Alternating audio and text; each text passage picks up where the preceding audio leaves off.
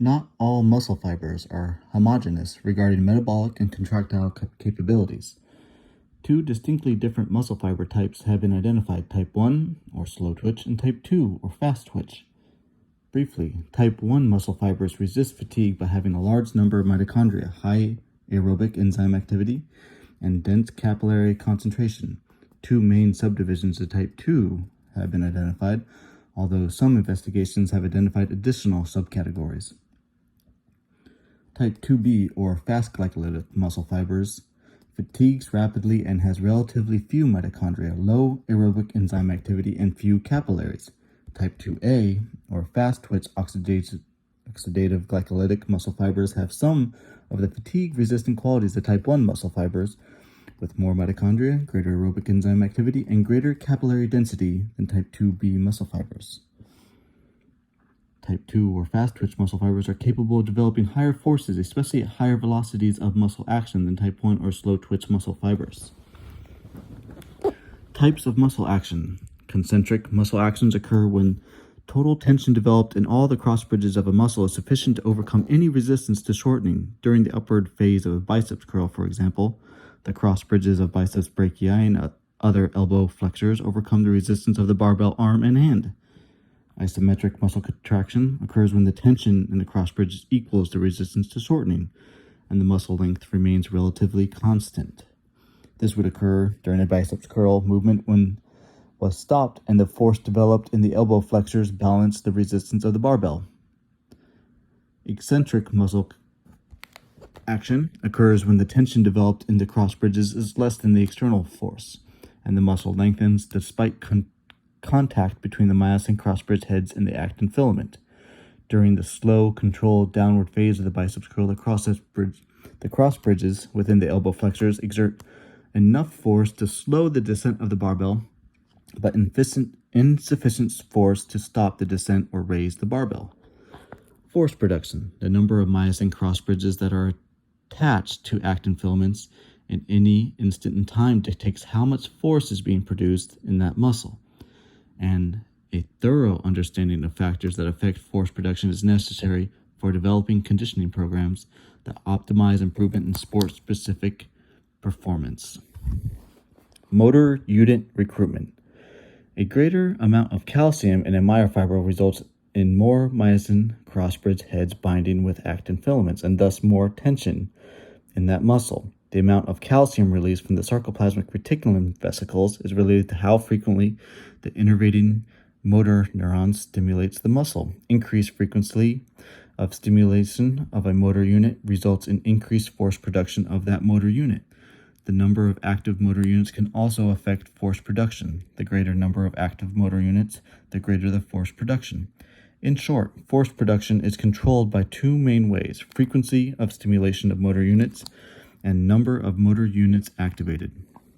It is possible that some training induced increases in strength may occur because of increases in neuroactivation of motor units. The number of cross bridges that are attached to actin filaments at any instant in time dictates the force production of a muscle.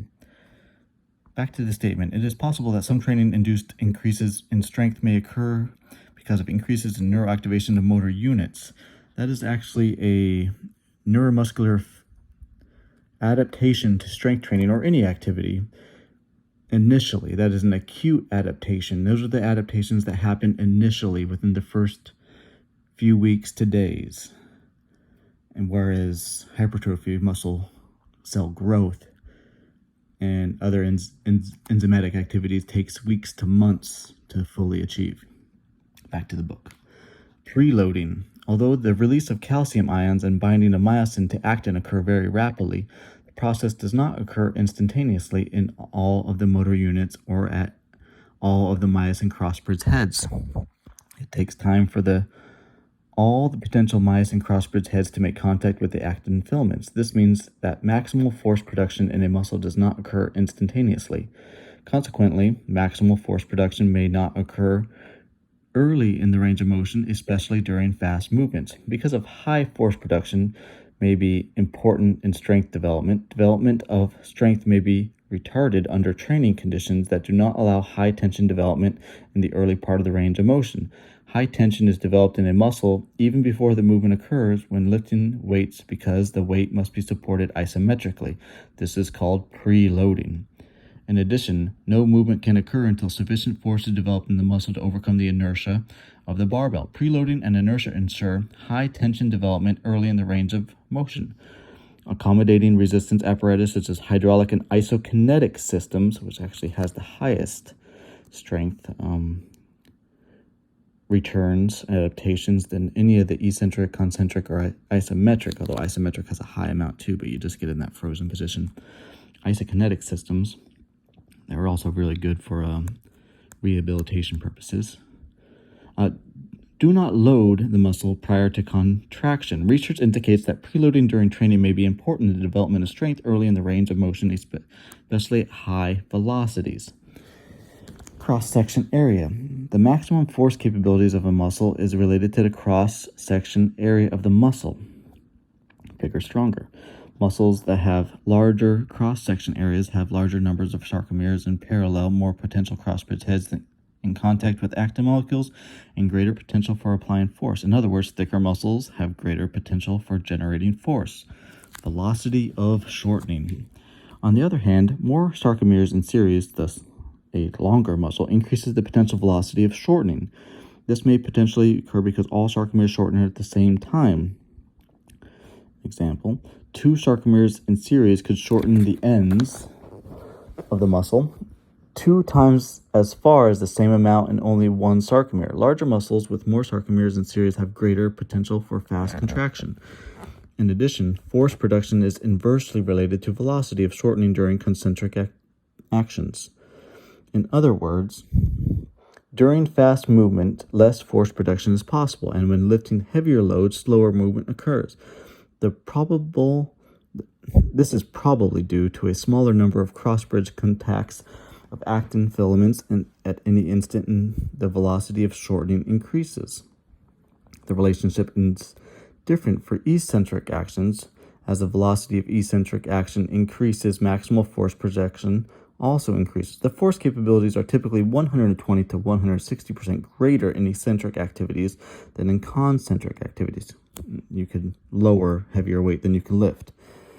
This means that when overloading eccentric, very heavy resistance may be needed, but when training for explosive concentric movements, relatively light resistance may be more suitable. Angle of pennation. Not all muscles have sarcomeres aligned along the long axis of the muscle.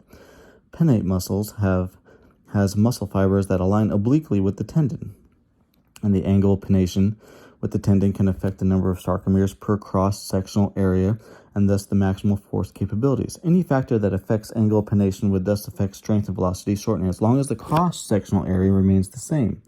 Muscles with greater pennation, muscle fibers that at a greater angle from parallel to the tendon, have more sarcomeres in parallel and few sarcomeres in series. They are therefore able to generate force but have to lower maximal shortening velocity than non-pennate muscles.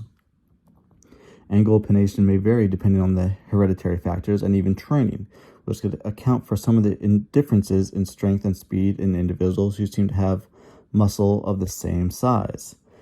Sarcomeres and muscle length. The number of myosin cross-bridge heads that can align with active sites on the actin filament at any given time depends on the relative length of the sarcomere or the relative length percentage contraction of the muscle.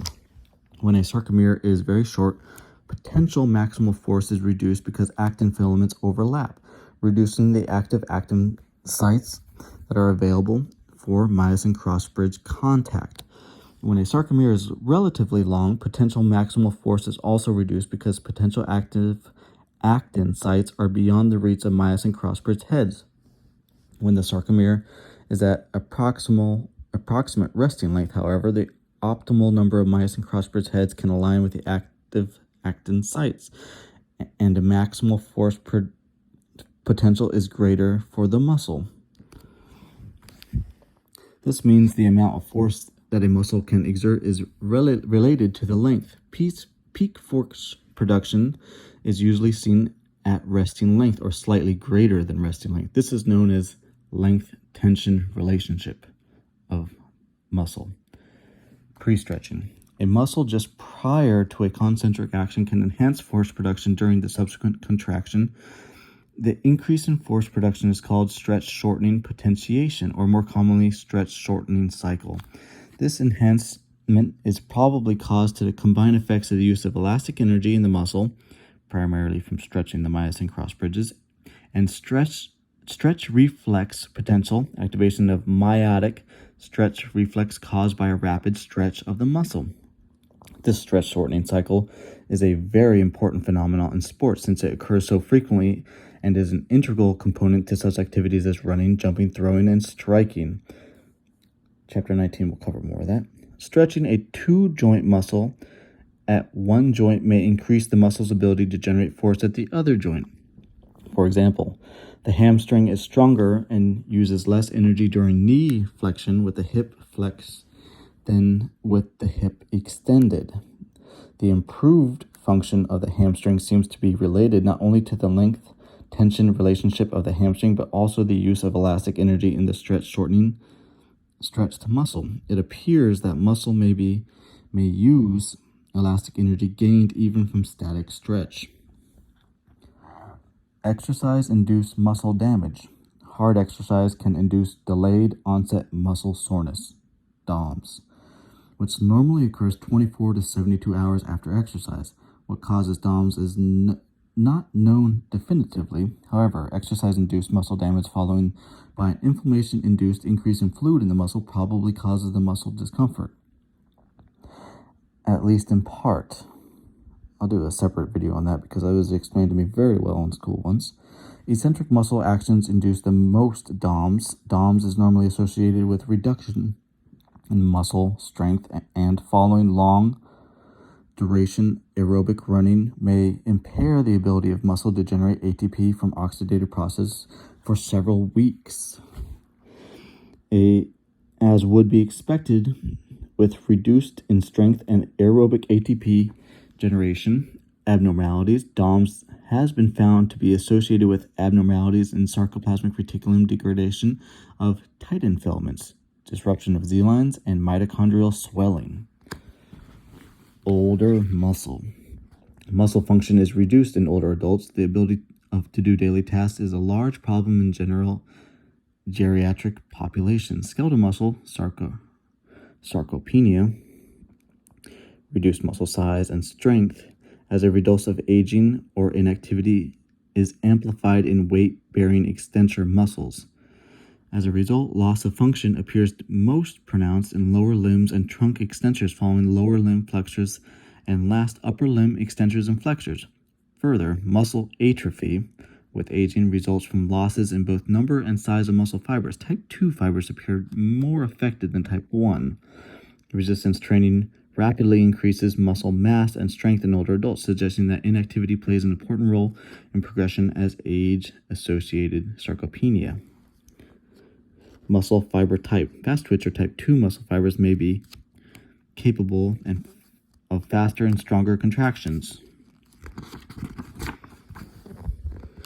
be less capable of generating energy through oxidative processes, and less efficient in use of ATP. Thus, individuals with high proportion of fast twitch fibers may have an advantage in explosive short duration events, such as disadvantage in long duration endurance events that require both aerobic endurance and muscle efficiency. Fast twitch fibers also seem to be more easily injured during high intense exercises, suggesting, at least in theory, that power athletes may be more vulnerable to DOMS. Many factors affect cross-bridge cycling and thus force, including neural activation, calcium concentration, myosin, ATPase activity, preloading, pre-stretch, muscle fiber type, and ultrastructure fatigue through a number of mechanisms and number of contractile components, myosin, actin, and parallel.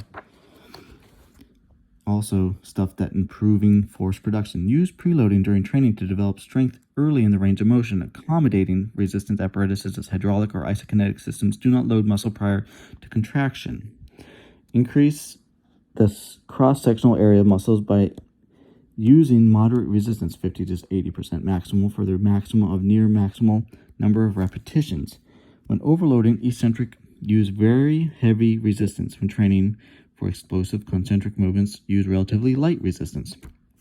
Pre-stretch a muscle before concentric action to enhance force production during the subsequent muscle action. Incorporate restraints in the training cycle to avoid training with DOMs and allow muscle time to repair. Conclusion. Strength and conditioning professionals need to be aware of many factors affect contraction of individual muscle fiber types. Several questions should be answered before the sport-specific training program can be developed. What is the speed of the muscle action? Is the action concentric, isometric, or eccentric? Is the muscle stretched prior to the action? Through what range of motion does the action occur? Is the muscle preloaded prior to the action? Answering these questions should help strength and conditioning professionals understand how the muscle function in any sport and allow them to develop programs that will assist athletes in obtaining specific training adaptations.